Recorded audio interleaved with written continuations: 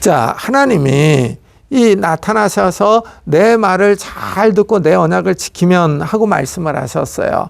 이제 내 말과 내 언약이 뭐냐 하는 거야. 이게 바로 십계명이에요. 십계명. 이 십계명이 이제 20장에 나타나는 거예요. 그리고 이 십계명과 더불어서 다른 율법들이 주어지거든요. 이것을 언약서라고 그래요. 언약서.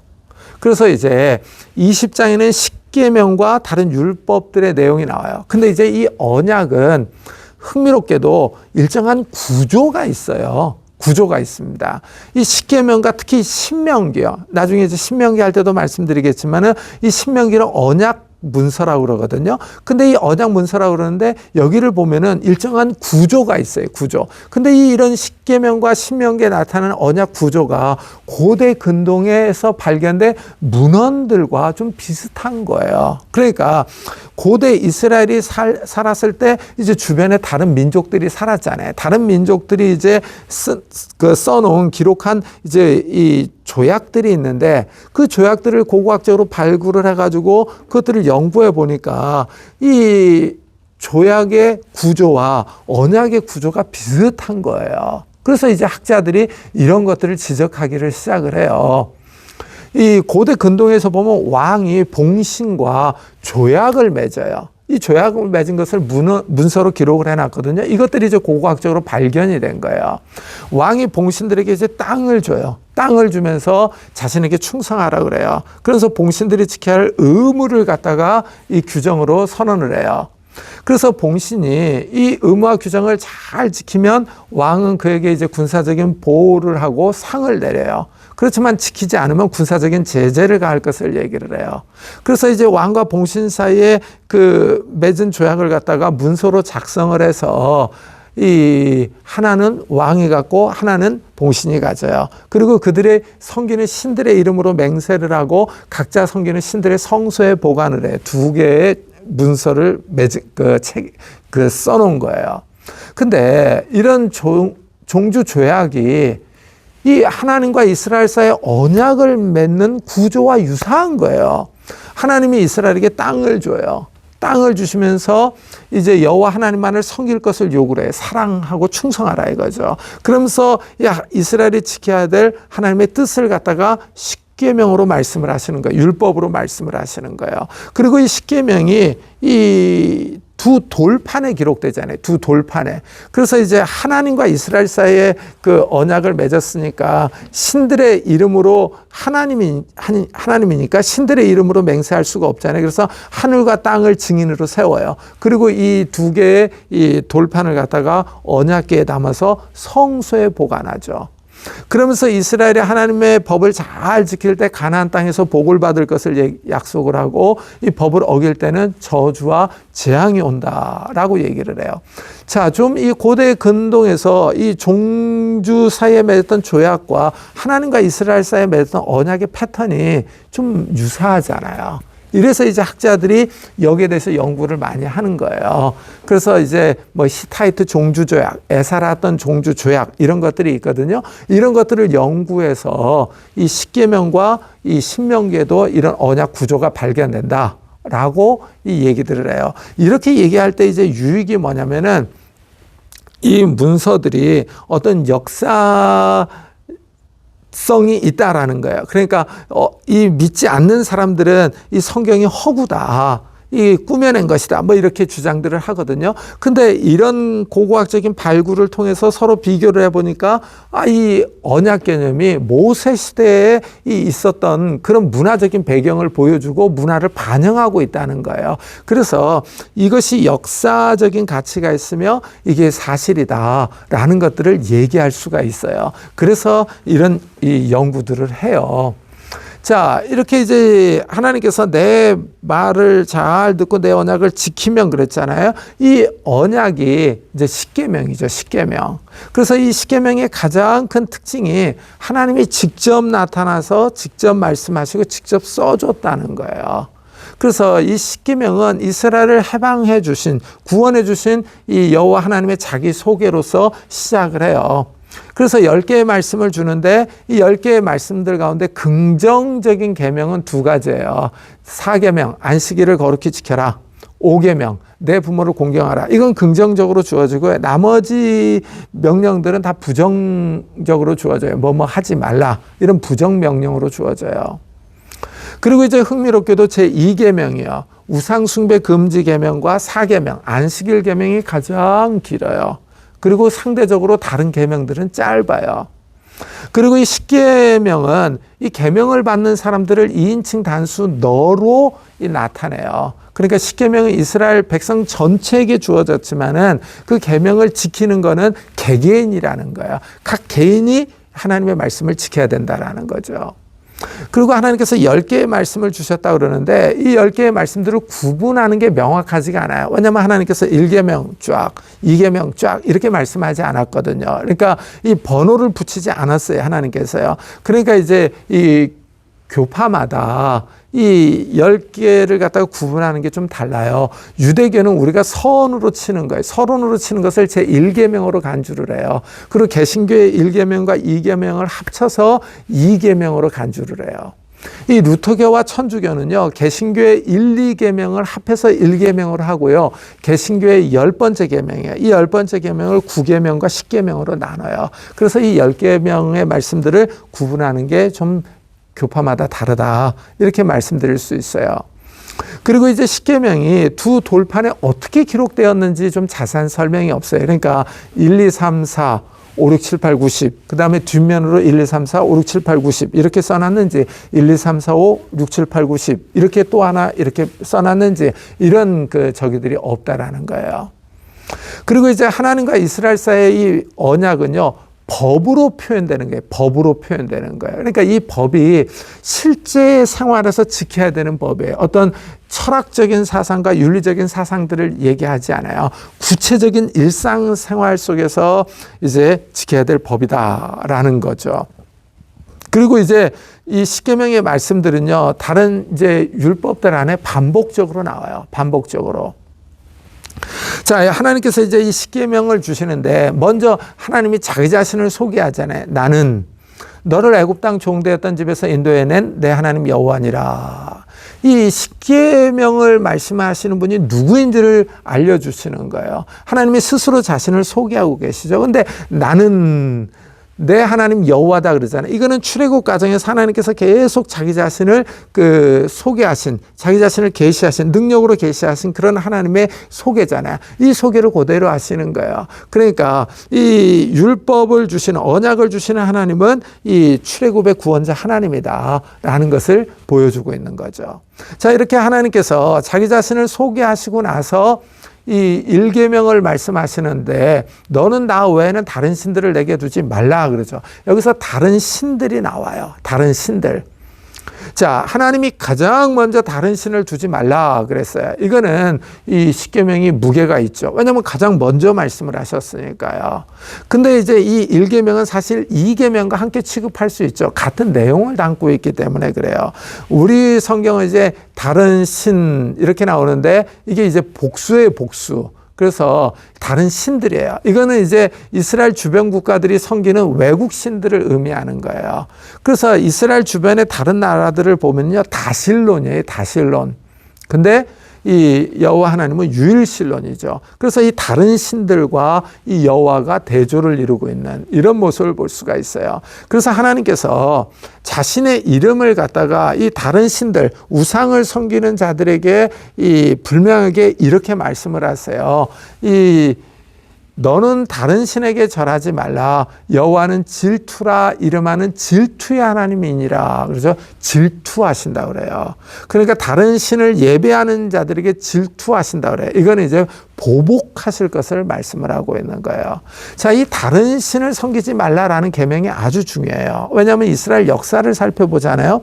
이스라엘이 왜 계속 보면은 다른 민족에게 압제를 받고 전쟁에 져서 고난을 당하느냐 하는 거예요. 그리고 또 가뭄이 들기도 하고요.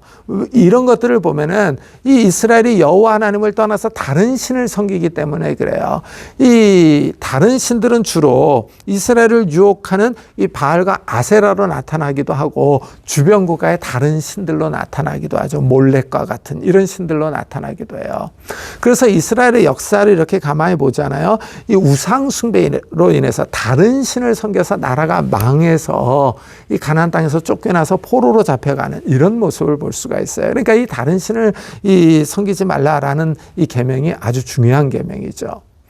그 다음에 이제 이 십계명에서 보면은 가장 긴 계명은 안식일 계명이에요. 하나님이 가장 길게 말씀을 하셨어요. 중요하다는 거죠. 강조하고 있는 거죠. 근데 이 안식일이 또 재밌어요. 왜냐하면 이 고대 근동 문헌에서는 이 찾아볼 수 없는, 비교할 수 없는 독특한 계명이거든요. 그래서 이 안식일 준수는 고대 근동 다른 문헌들에는 나오지 않는 독특성과 유일성을 갖고 있어요. 그래서 이 안식일 계명은 거룩히 지켜라라고 긍정적으로 나오죠. 근데 이 안식일은 이 창조와 밀접한 관련이 있어요.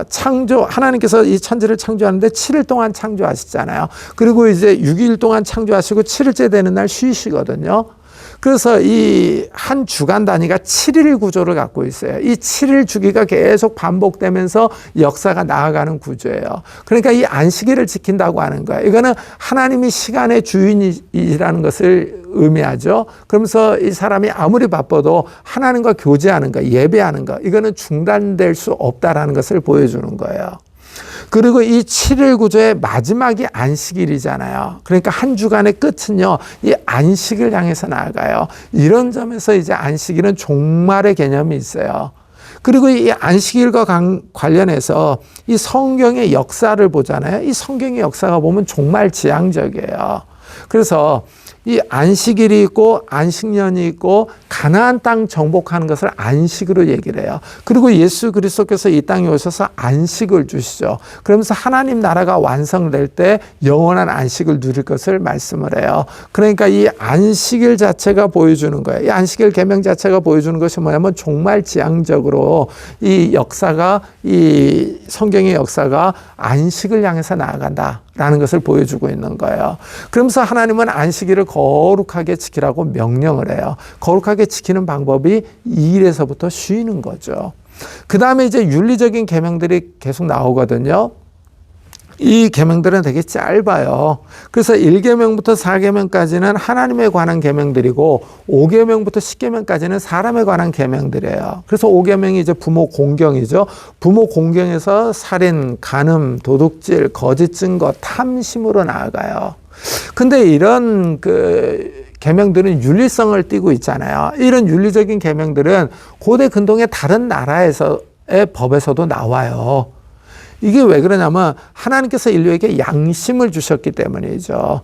이 하나님을 믿지 않는 사람들도 이 양심의 증거가 있어서 생각할 수 있었던 법들이에요. 그래서 이게 법으로 표현된 거예요. 그래서 이런 것을 일반 은총이라고 그래요. 그러니까 이런 법들은 일반 은총 영역 속에서 함께 공유할 수 있어요. 근데 이제 십계명은 이 5계명부터 10계명이 따로 주어진 것이 아니라 1계명부터 4계명까지 하나님과 관련된 법들과 같이 주어졌잖아요. 그러니까 하나님을 섬기는 사람들은 윤리적인 계명도 지켜야 된다는 거예요. 그러니까 이 신앙과 윤리요. 이 믿음과 윤리는 뗄래야 뗄 수 없는 관계예요. 동전이 양면이 있듯이 이 믿음과 윤리는 뗄래야 뗄 수가 없어요. 그러니까 좋은 믿음이라고 하는 것은 반드시 이런 윤리적인 삶, 생활로 나타나야 된다라는 것을 이런 데서 보여주는 거예요. 그리고 이 고대 근동의 다른 나라들을 보잖아요. 그럼 왕이 법을 제정하고 선포를 해요. 근데 이스라엘은 하나님이 법을 제정하고 선포했잖아요. 이런 점에서 이 여호와가 이스라엘의 왕이다. 이런 의미가 담겨져 있는 거예요. 그리고 이제 독특한 게 5계명이죠. 5계명은 약속이 있잖아요. 다른 계명들은 약속이 없는데 10계명에서 이 5계명은 잘 지킬 때, 부모를 공경할 때 구체적인 보상이 있어요. 생명이 연장이 되고 하나님이 주시는 가나안 땅에서 하는 일들이 잘 될 것을 얘기를 하죠. 그래서 장수와 번영의 복을 받아요. 자, 이 6계명부터 10계명까지는요, 짧아요. 짧고 서로 관련이 있어요. 이 살인은 하나님의 형상을 파괴하는 죄예요. 하나님이 인간을 하나님의 형상대로 만드셨기 때문에 생명을 빼앗는 살인이요. 이 살인은 아주 엄격하게 다루죠. 그래서 이 살인죄를 저지른 사람들은 사형을 당해요. 이 10계명에서는 구체적인 형벌이 나오지 않지만 다른 율법들에 보면은 살인자는 사형에 해당합니다. 이 간음은 여인에게 정신적, 육체적인 피해를 주는 거죠. 그리고 이 간음은 한 가정을 넘어서 사회적인 문제로 나아가요. 그래서 이 다윗이 밧세바를 범하는 것을 보면은 이게 사회적인 문제로 커지잖아요. 나중에 반란 사건하고도 연결이 돼요. 그래서 이 간음을 저지른 자 역시 사형에 해당이 되죠. 도둑질은 다른 사람의 물건을 빼앗는 것이죠. 거짓 증거는 거짓말하지 말라는 것이고요. 탐심은 이웃의 아내나 이웃의 재산을 탐내지 말라는 거예요. 그래서 이 탐심 10번째 계명이 흥미롭죠. 왜냐하면 마음과 관련이 있기 때문에 그래요. 이 앞에서 나오는 이 살인하지 말라, 간음하지 말라, 도둑질하지 말라 이런 것들은 구체적인 행동을 금하는 데 반해서 이 10번째 계명은 인간의 내적인 심리 상태, 그래서 탐심을 금하고 있는 이런 모습을 볼 수가 있어요. 자, 하나님께서 직접 나타나셔서 이런 열 계명을 말씀을 하셨어요. 그러니까 이제 이때 나타나실 때 이 우레, 번개, 막 연기가 나타나고 나팔 소리가 들리잖아요. 그러니까 이스라엘이 두려움에 사로잡히는 거예요. 그래서 모세에게 중보자 역할을 요청을 하죠. 그래서 이 모세가 하나님께 나아가서 율법을 듣고 백성에게 다시 와서 전해주는 이런 모습을 볼 수가 있어요. 이런 모세의 중보직이 예수 그리스도의 중보직을 갖다가 예표하고 있는 이런 모습을 볼 수가 있어요. 이래서 히브리서에서는 이 모세와 그리스도를 이 비교하고 있는 이런 모습을 볼 수가 있죠. 그 다음에 이제 출애굽기 20장 22절부터 23장 33절까지 이제 다른 율법들이 주어져요. 이것을 언약서라고 그래요. 언약의 책이에요. 이런 명칭은 24장 7절에서 나왔어요. 이 모세를 통해서 주신 율법이에요. 근데 이제 이 언약서는 읽어보면은 어떤 일정한 형식이나 구조는 발견되지 않고 다양한 법들을 모아 놓았어요. 자, 이 가장 먼저 이 언약서는 하나님을 우상으로 만들지 말라라는 명령으로 시작을 해요. 그러면서 이 흥미롭게도 언약서는 하나님이 이스라엘을 가나안 땅으로 인도하실 것을 말씀을 해요. 그러면서 가나안 신들과 언약하지 말고 가나안 신들을 섬기지 말라라는 명령으로 끝나요. 그러니까 처음과 끝이 이 다른 신들을 섬기지 말라라는 것으로 이렇게 이 다른 율법들을 감싸고 있는 이런 그 모습을 볼 수가 있어요. 근데 이 명령은 10계명의 1계명과 2계명과 관련이 있잖아요. 자, 이제 이스라엘이 여호와만을 섬기는 하나님의 백성이 됐어요. 이 한 공동체를 이뤄서 생활을 하는데 사람과 사람 사이에 일어날 수 있는 문제들이 있잖아요. 다툼과 소송들이 있을 수 있잖아요.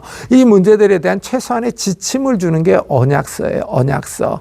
그래서 보면은 이 언약서에는 여호와 하나님을 잘 섬기라는 명령들, 우상 숭배를 금지하고 제단법이라든가 안식일과 절기법들이 나오기도 하지만은 사회 경제적인 삶을 살면서 사람들끼리 일어나는 문제들이에요. 살인, 유괴, 부모 폭행, 이 소가 치받는 것, 도둑질, 화재, 혼전, 성관계, 마술, 수간 이런 다양한 문제들이 발생이 되거든요. 이런 것들에 대한 해결 지침을 주고 있는 거예요. 근데 인간의 사회 경제적인 삶 속에서 나오는 이런 다양한 문제들의 해결 방안이 여호와께로부터 나왔다라는 점에서 의미가 있죠. 그러니까 이제 하나님을 섬기는 법과 일상생활이요. 사람들이 살아가는 일상생활의 법이 밀접하게 연관되어 있는 거예요. 신앙과 윤리적인 삶이 함께 가는 거죠. 그러니까 내 말을 잘 듣고 내 언약을 지키면은 거룩한 백성이 되겠다고 그랬잖아요. 거룩한 백성이 이런 법을 잘 지킬 때 되는 거예요. 그러니까 이제 하나님께서 이스라엘 백성을 하나님의 백성으로 선택하고 제사장 나라로 삼으시는 거거든요. 그래서 이스라엘이 제사장 나라가 돼서 주변 나라들에게 이런 법을 가르치기를 원하신 거죠. 이런 것을 원하시는 겁니다. 그래서 이 언약서에서는 하나님을 잘 섬기는 법들이 강조된다고 아까 말씀드렸잖아요. 그래서 이제 가장 먼저 우상 숭배를 금지하시는데 20장 23절에 보면 너희는 나를 비겨서 은으로나 금으로나 너희를 위하여 신상을 만들지 말라 그래요. 그러니까 여호와를 은이나 금으로 만들지 말라라는 거예요. 그러니까 형상으로 여호와를 만들지 말라라는 거죠. 그래서 이 만들다라는 동사가 2번이나 이 부정 금지 형태로 나와요. 왜냐하면은 이스라엘은 하늘에서 하나님이 직접 나타나셔서 직접 말씀하시는 것을 보고 들었기 때문이죠. 그러니까 신현이요. 하나님께서 이스라엘에게 나타난 이 신현이 이스라엘에게 우상을 만들지 말라라는 명령의 이 원인이 되는 거죠. 자, 이스라엘은 이 불과 구름 이런 신현의 동반현상들만 봤지 어떤 하나님의 어떤 형상을 보지를 못했잖아요. 불 가운데서 나오는 말씀, 음성을 들었잖아요. 이래서 이 하나님은 자기를 비겨서 이 형상으로 만들지 말라라고 말씀을 하시는 거예요. 그리고 하나님이 말씀하셨잖아요. 말씀하셨다라는 거는 살아있다는 거죠. 이 살아있는 하나님을 생명이 없는 금속이요, 금이나 은으로 만들지 말라라는 거예요. 그러면서 오히려 하나님은 제단을 쌓아 번제를 드리라고 그래요. 그러니까 우상을 만들어 숭배하는 것보다 예배를 드리라는 거예요. 근데 흥미롭게도 이 제사를 드리는 장소요, 이 장소가 하나님의 이름을 기념하는 곳이에요. 이 출애굽기 20장 24절에 보면은요, 하나님이 이 제사 드리는 장소에 하나님의 이름을 기억하는 곳에 하나님께서 임하셔서 복을 주실 것을 약속을 해요. 그러니까 하나님은 우상 대신에 내 이름을 기억하며 이 예배드리라는 거죠. 예배드리라는 거예요. 이게 상당히 흥미롭다 말씀드릴 수 있는 거예요. 아까도 말씀드렸지만은 언약서가 끝나는 부분이요. 이 끝나는 부분은 하나님께서 이제 이스라엘을 약속의 땅으로 인도할 것이다 라고 말씀을 해요. 그러니까 하나님께서 아브라함과 이삭과 야곱에게 했던 약속이 성취된다는 거죠. 그러면서 그 땅에 들어가서 가나안 민족의 신들을 따르지 말고 섬기지 말라 그러는 거예요. 그러면서 여호와의 명령에 순종하라는 거예요. 순종하라는 거. 이 순종이요, 이거는 구체적으로 다른 신을 섬기지 말라 라고 나오는 거예요. 그러니까 이제 이스라엘은 가나안 민족의 신을 섬기는 것이 아니라 여호와 하나님을 섬겨야 된다는 거예요. 그러니까 출애굽할 때도 봤지만 바로를 섬기는 것이 아니라 여호와 하나님을 섬겨야 된다고 그랬잖아요. 그러니까 이스라엘의 진정한 출애굽의 목적이 여호와를 섬기는 거예요. 섬기는 거. 그러니까 이스라엘은 이제 하나님을 섬기는 예배 공동체가 되는 거죠. 자, 하나님이 이 이스라엘에게 약속을 하잖아요. 가나안 땅에서 하나님을 잘 섬길 때 복을 주신다 그래요. 그래서 이 하나님의 복이 경제적인 풍요와 질병이 없는 것, 숫자가 많아질 것, 장수할 것, 군사적인 승리, 그리고 가나안 땅 정복으로 나타나요. 하지만은 이스라엘이 하나님의 이 명령에 순종하지 않고 다른 신을 섬기면 올무에 빠질 것을 갖다가 경고를 하면서 이 언약의 책이 끝나고 있다라고 말씀드릴 수 있어요. 다음 주에는 이제 이스라엘이 하나님과 언약을 세우고 성막을 건축하는 것에 대해서 말씀을 드리도록 하겠습니다.